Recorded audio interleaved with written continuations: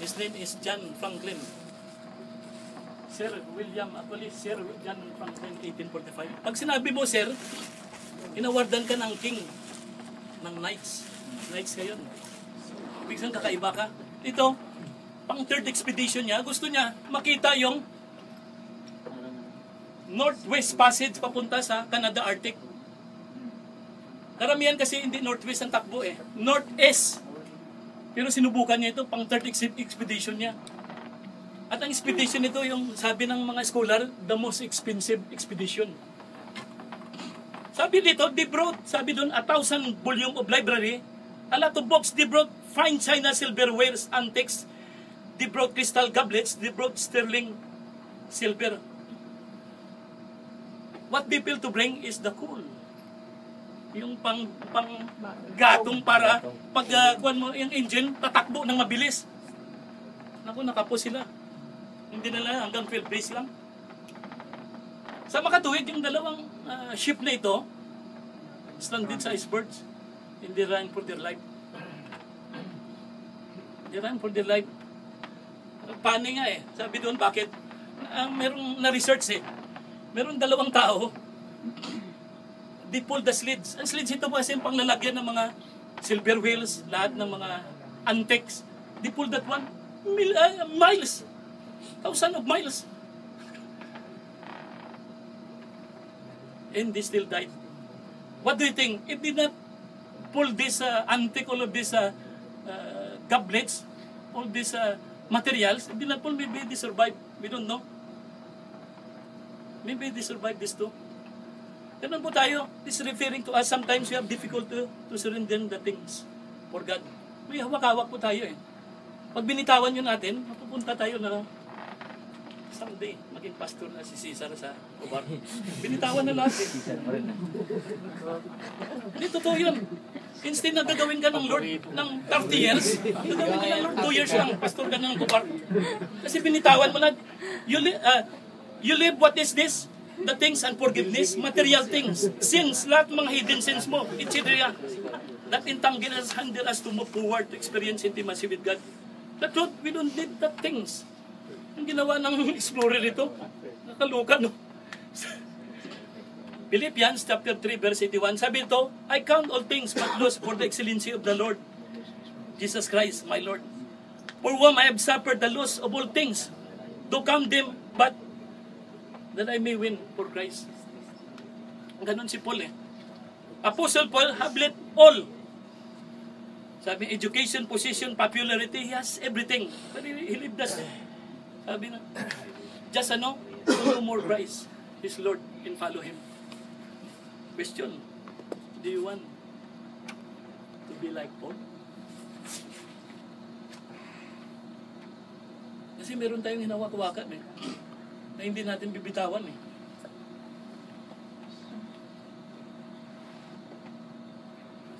People today are living with unforgiving heart. Kaya hindi makausad eh. Those things that we need to surrender, we get away from all those distractions. Talin po natin yun. According to Chuck Swindoll, sabi dito, closeness with God requires our willingness to turn loose of interest that keep us at arm's length from God. Yan yung sinasabi, ayaw ng Lord na i-stretch niya pa yung hand niya sa iyo eh. Gusto niya dito ka sa tabi niya. That's intimacy. Sinasabi niya, hindrances is anything that would cause an athletes to fall. Pwede ba yun, athletes ka? May dala ka laptop, sunod bag, takbo ka? It's nonsense, no? That makes sense? Nonsense eh. Ganon din sa pagtakbo sa Lord. Tanggalin natin lahat mga unforgiving spirit. Di ba? Okay na yun, sis? Ruby, forgive na kita. Kung sino na hard sa iyo, forgive mo. Para makamove on ka sa Lord. Who knows? Merong pastora dito someday. Diba, Pastora Christine? Amen. Oh. Kan mo po. Spiritual oneness with God requires to let go anything that keeps us away from Him. Too many activities. Diba? Marami activities. Too many appointments. Diba? Sabi ng anak ko sa testimony sa Bible study, hindi siya nakapokus, distract siya eh.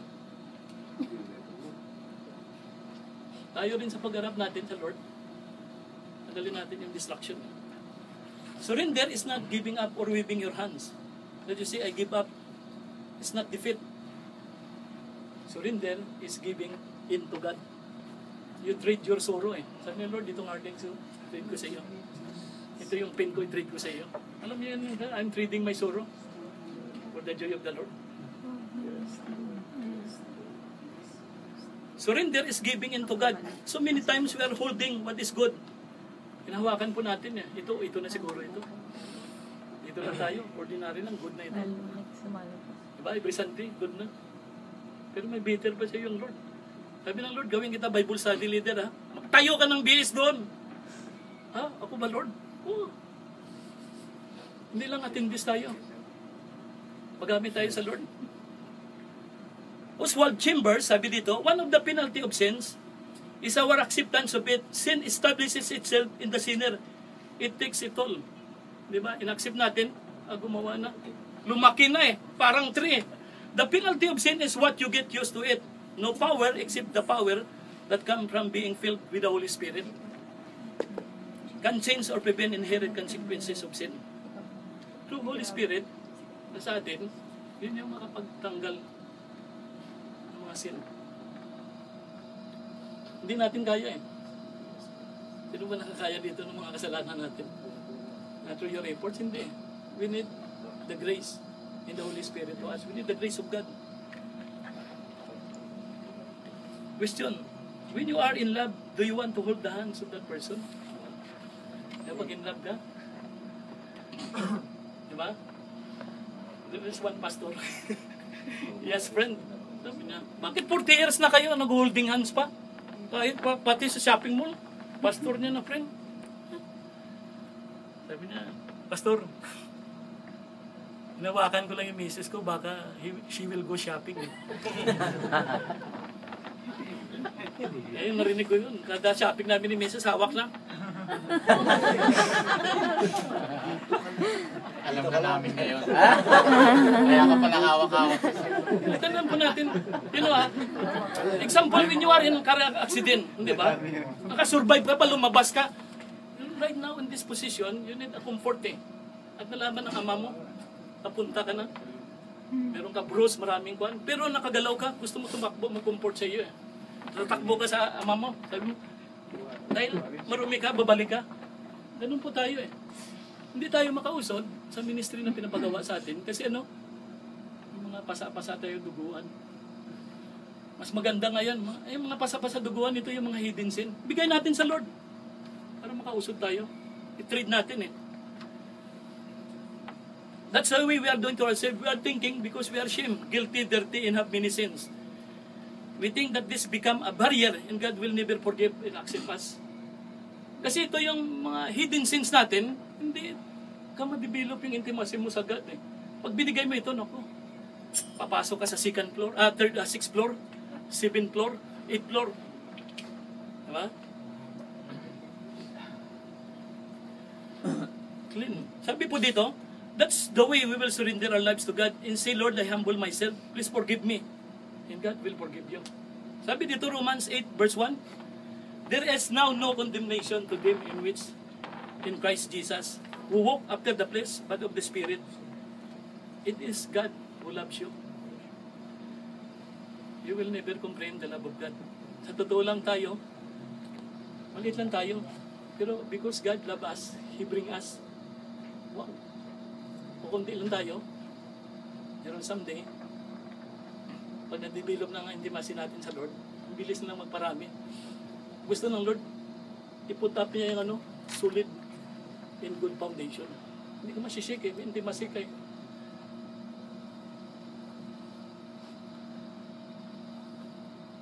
He loves us, and He still loves us, and He's waiting for you. All these hidden sin, give it to the Lord. Sabi po dito, sa salita, application, Psalm 139, verse 23 to 24, search me, O God, and know my heart. Try me. 139, verse 23 to 24. And know my thoughts. 19 ba yun? 2:39. Ay, 19 pala. Lagay lang yung 1. And see if there be any wicked way in me, and lead me in the way everlasting. Brethren, this is something that we must do like David.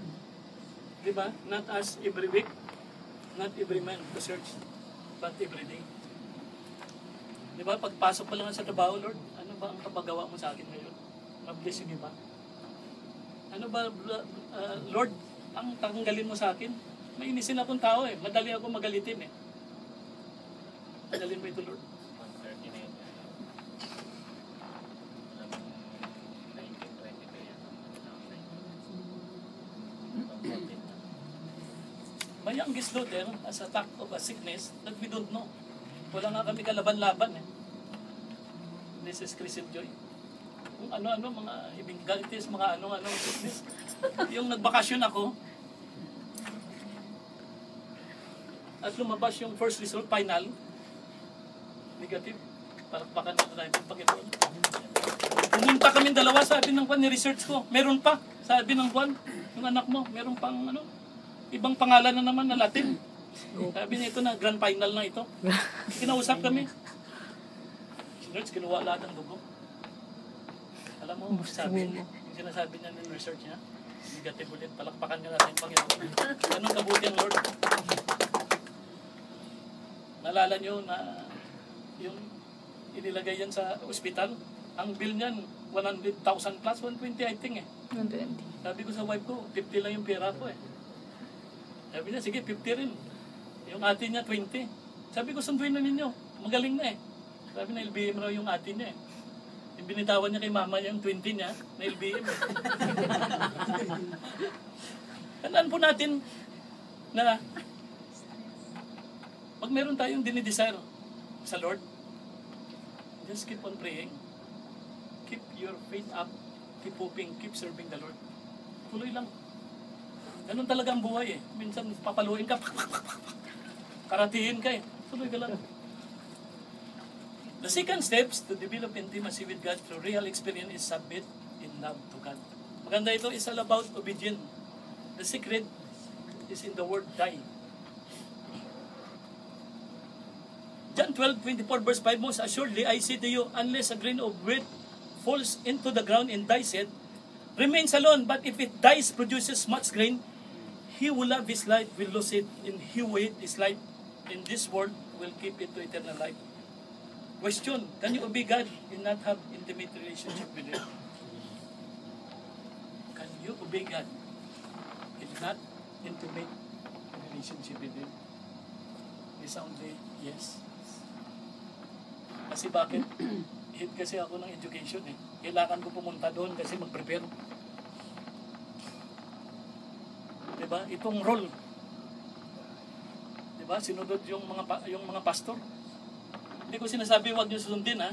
Ang ini-explain ko, pwede ka sumunod sa Diyos eh, pero wala ka intimate eh. Bakit? Kasi because of the set of roles. Pwede ko yun eh. Pwede nga, tinula ka lang eh.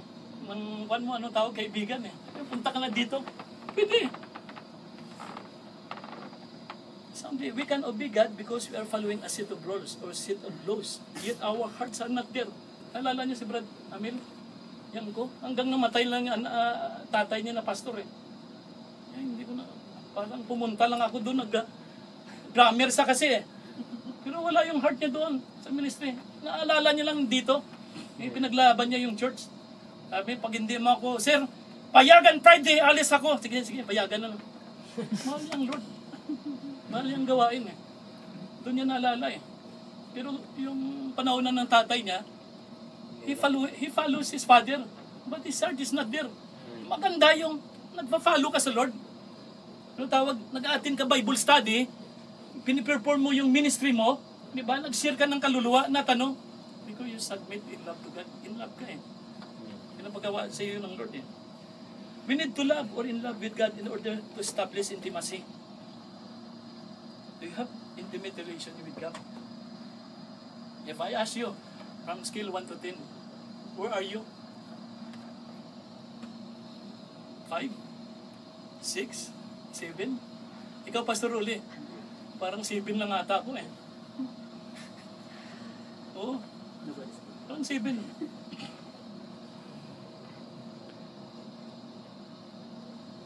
Wala, ibig sabihin hindi pa tayo nakaabot ng 10. Ginayday ng Lord eh. Kaya pinag-aralan po natin ito eh. Itong message ng Lord eh, sa atin eh. Tanong ako noon, anong message mo ba? Sabi niya, wala ka time eh.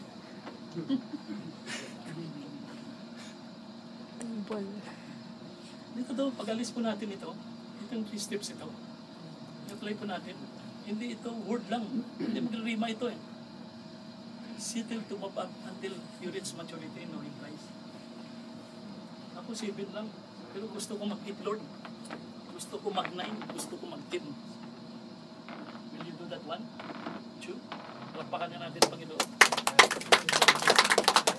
We're still growing.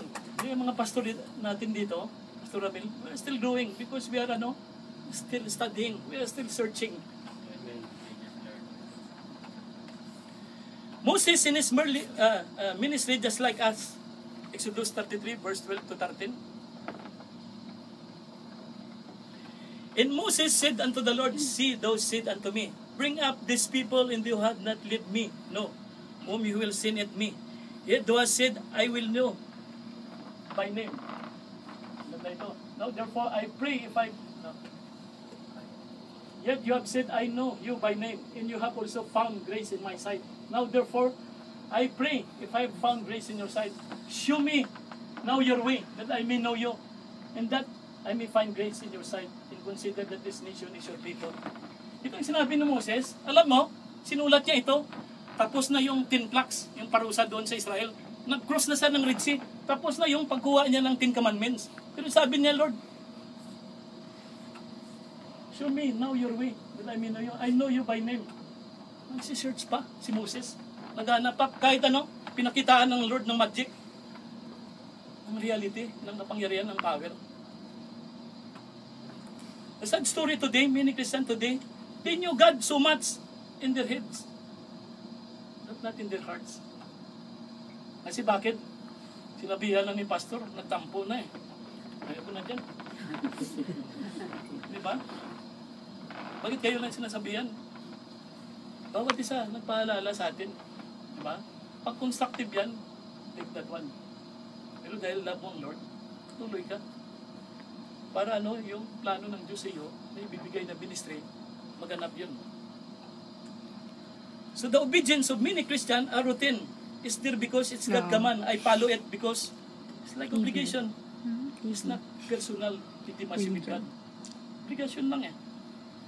Jesus said to His disciple, John 15:14, You are my friends if you do whatsoever I command you. Jesus simple is telling us the requirement for obedience. If you need to be my friend, you need to have absolute obedience to His commandment. Absolute obedience means true spiritual intimacy. And that's the way we should do for God, to follow Him out of love, because He knows what is best for us. Obedience is not magical or mystical. It is practical. We can follow this one. Diba? Sabi ng Lord, huwag mong kaligtaan ng magdalo ng gawain. Para makapag-fellowship ka, para nawala na yung fire mo, bigyan ka ulit ng fire ng Lord. Application. Sabi dito, John 14, when Jesus answered and said unto him, If a man love me, he will keep or obey my commandment, my words. And my Father will love him, and we will come unto him and make our abode or residence with him. Ganda. Diba? Pag intimacy tayo sa Lord, pasakop tayo, obey tayo, sabi niya, Him and His Father will come into residence in our hearts. Question, is God somehow today telling you to obey Him in a certain area? Meron ba? Meron. Diba? Hindi ko magbitaw-bitawan ito. Lord, laptop. Hindi ko mabitaw-bitawan ito yung unforgiving. Diba? Hindi ko mabitaw-bitawan ito. Mas mahalaga ito sa Bible eh. Mga bagay na nakapag-invent sa iyo sa paglapit sa Lord.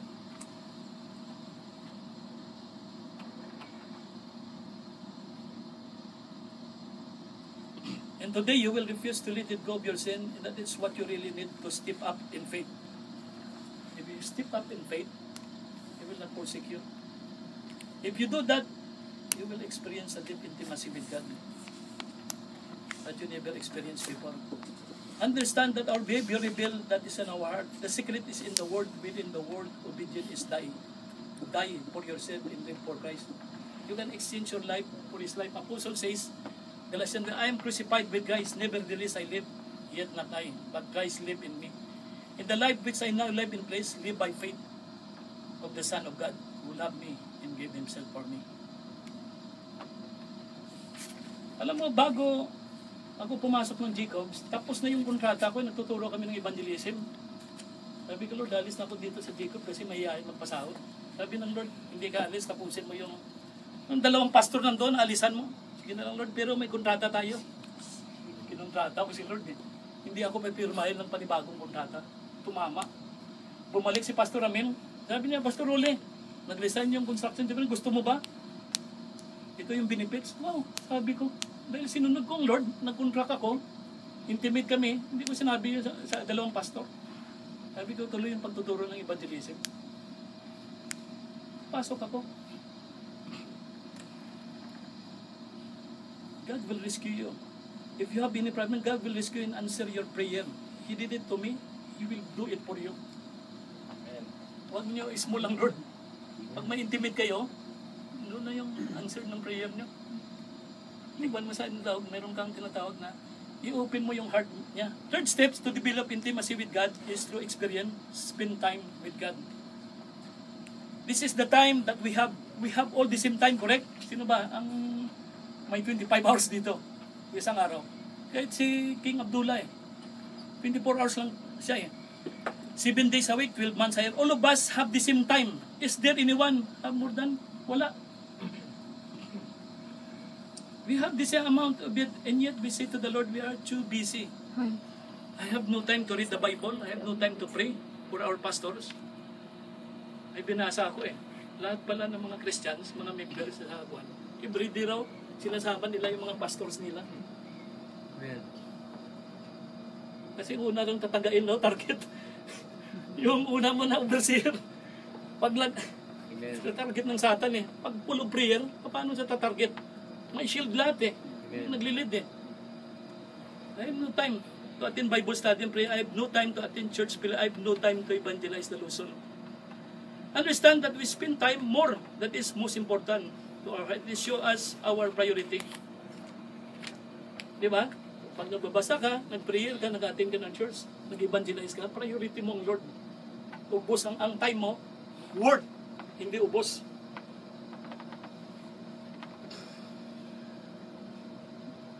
Understand, there is no shortcut in binding intimacy with God. There is no shortcut. It takes time. Where is the meron ba dito newly married? Bago ito nag-married, they decided, ang una muna yon, sabi doon, they are friends. Yung number 1 muna, it builds time Number 2, they are friends forever. Number 3, engaged na. Galing. Di ba? Number 4, naku, wedding na. Number 5, now comes suffering. I'm joking only. Caring. Di ba? It builds time. Kaya, sa totoo lang, sa Mark 3, verse 14, next, and He ordained appointed 12 that they should be with Him, and that He might send the fourth to preach. Appointed 12, they should be with Him. Gusto ng Lord tayo makasama everyday. Di ba? Bago ka magtrabaho, pray ka muna. Diba? Pwede bang pray habang tumatakbo? Pwede naman Pray, basta pray ka from the bottom of your heart. Lord, ingatan mo aming sasakyan. Bigyan mo ko ng lakas. Talaga na-late ka pagkagising.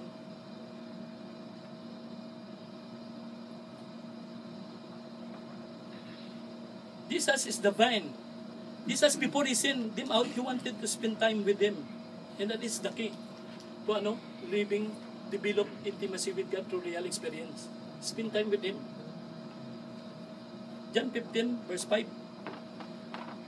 I am the vine. You are the branches. You that abide in me, the same bring forth that much fruit. Without me, you can do nothing. Understand, brethren, if we are not connected with the main branch, we will be disconnected. And so, we need to be connected with Jesus. If we need to present today our basket to Him, is our basket overflowing or empty? What we would present to Him? Diba? Wala, busy. Wala talaga time, Brad. Ngayon lang ako narinig sa Lord.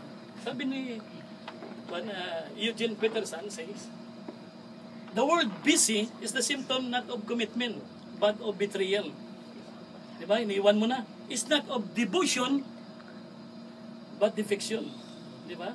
Ibig sabihin yung ayaw na mag-devote. The adjective busy is a modifier to pastor should sound to our ears like adulterous to characterize a wife. Matindi pa lang busy na word, no? Or embezzling. Embezzling means to steal money. To characterize a banker. It is an outrageous scandal, a blasphemous affront. Sometimes I ask the brethren, before then, I was in Jeddah. Gumblad, anong pagpipray mo? Sabi, Pas, pipray na ako ng 1 hour per day. Gusto ko dagdagan 1 hour Bumalik sa akin yung prayer Anak, 5 minutes ka lang nagpipray. Gumblad. Dagdagan natin yung time natin sa Lord. Kasi marami yung pagpipray. Marami talaga. Kung prayer lang. Understand, brethren, we will never be connected or intimate with the Lord unless we invest time in efforts in getting to know Him. Mag-invest tayo talaga ng time at saka efforts. Paano yung Pas? Very simple. Pag-alis natin, pagbalik mo, gawa kalendar itong time. Itong araw, ito yung mga time. Bingo. Amen? Palakpakan na natin, Panginoon. Huwag kalimutan mo yung search effort in time. Sulat mo. Ditong Lord. Umaga, sunod tanghalian, dito ka Lord. Diba? Hindi pagkatapos ng active for life, bagsak na Pagod na sa trabaho. Huwag ganun. Kasi bakit? Hindi ma-develop yung intimacy mo. Binigyan mo ng lipover ang Lord. Bigyan mo ng the best time ang Lord. Amen. Are we too busy today and we don't have to spend time with Him each day? If that's the case, you're missing the most important, satisfying, awesome fellowship with God. It's the case. Pag wala ka time, sayang yung fellowship. Sabi nga sa word, hindi ko mabanggit, in your presence, Lord, there is fullness of joy. Amen. The depth of our relation with God depends on how you transparent we are with Him. Transparent. Ibig sabihin, binuksan mo lahat ng puso mo. Transparent ka. Is your prayer life today a monologue or dialogue? Monologue. Lord, ito, bigyan mo ako ganun. Na! Alis ka na. Hindi, dialogue yun monologue Pagkatapos mo, yung secret sa kwan ng kwan na tawag is silent. Listen. Tapos mo sabi, listen ka.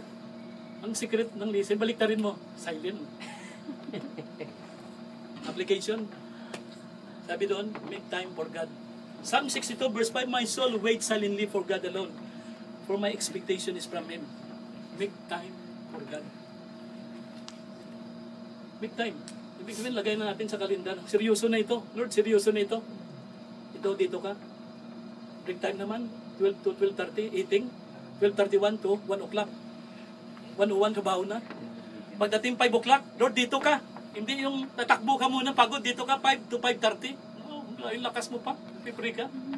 Hinder.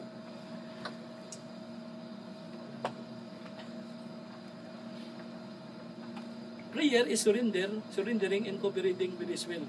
Since primarily we speak to us through His word. I encourage all of you to read His word as you pray. Maganda pag mag-pray, hawak mo yung word.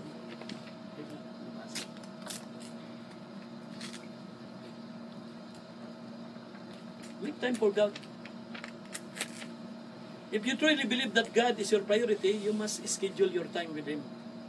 Don't give Him your leftover. Magti 3 years na ang JLGM dito, mami. 3 years na.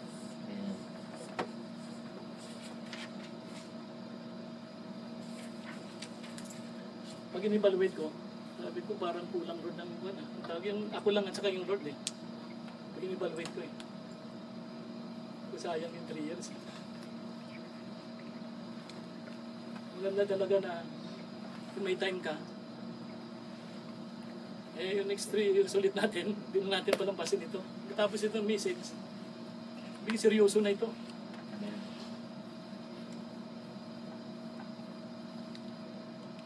11 to 12 years ako nag-abroad.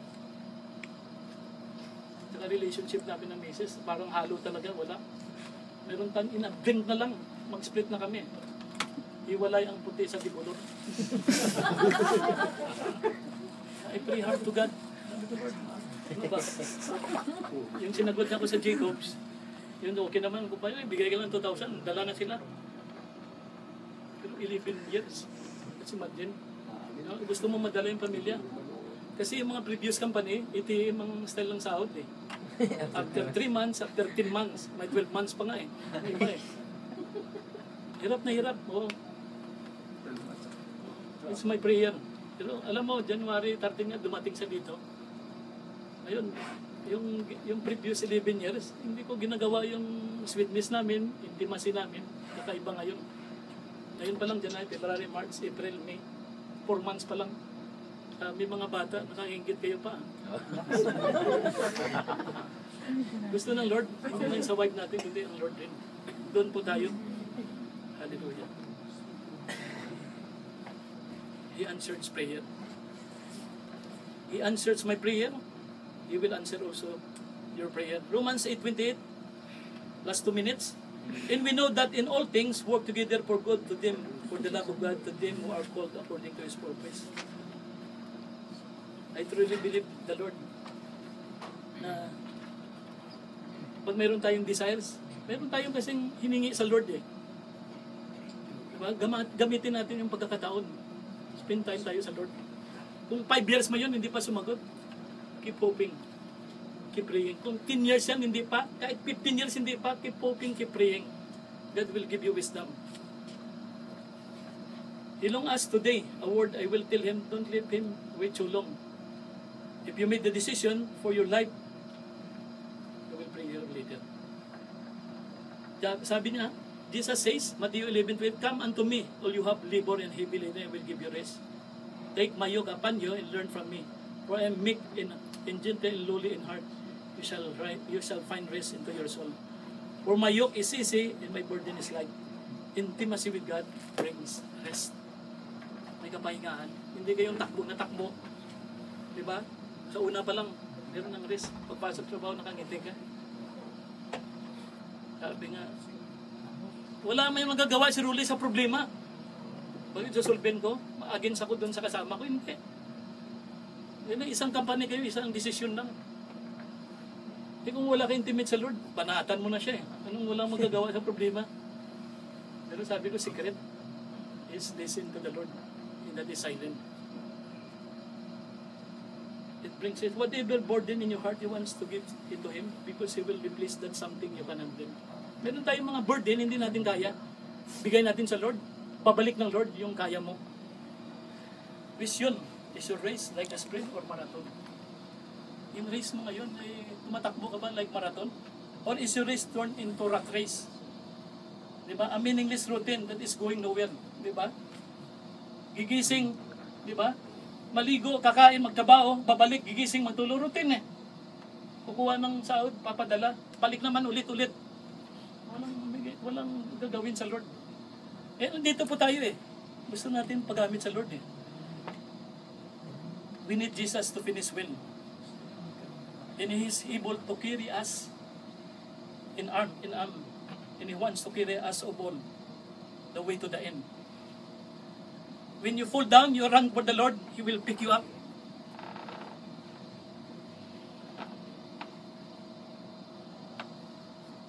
And He will bless you. He will bring you to the end, the Lord Jesus. Brethren, do not try to run your race in your own strength. Malaki naman sahod ko eh. Matalino ako, kaya ko. Hindi ko kailangan ng Lord. Sabi dito, do not run in your race in your own strength. Understand that our Father will hold us the way to finish line if we follow Him to hold us. Jesus invite us to come to Him, with Him, and invites to rest. And He wants to carry our burdens. He wants to lighten our loads. He wants to have intimate relationship with us through real experience. Again, brother, do you want experience intimacy with God? Number 1, surrender our lives to God. Number 2, submit in love to God. Number 3, spend time with God. Hello ba, hands? Palakpakan niya natin Panginoon. Hallelujah.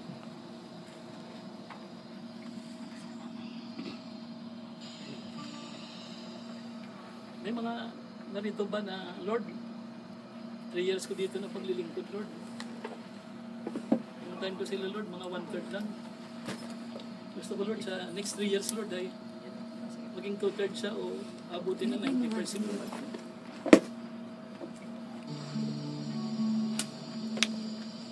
Meron pa dito? Just raise your hands. While you are sitting there, I will pray for you.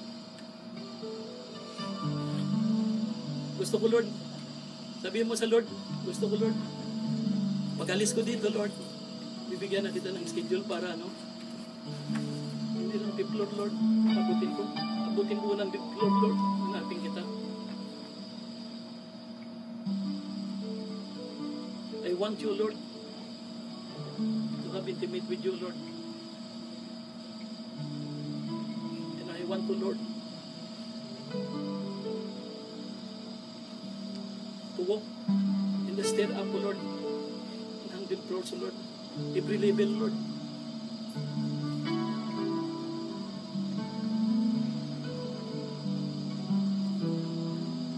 Sa oras nito, Lord, ay kami, Panginoon, ay narito. Salamat sa iyong salita, O Diyos. Nakila ka sa aming buhay, O Diyos. Alam po namin, Panginoon, ang iyong salita, Panginoon, ay hindi mawala na parang bula, O Diyos. But it will accomplish, O Lord, our hearts. Salamat sa iyong salita, O Diyos. I trust you, Lord, as I leave this place, O Lord, I pray sa ating mga kapatid. We will be serious, O Lord, in their intimate with you, O Lord. That they will give you time, O Lord. They will exert effort and schedule, Lord, to see your glory, Lord, just like Moses and David, O Diyos. Panginoon, hallelujah. Huwag mo hayaan, Lord, na isang paa ko, Lord, sa mundo.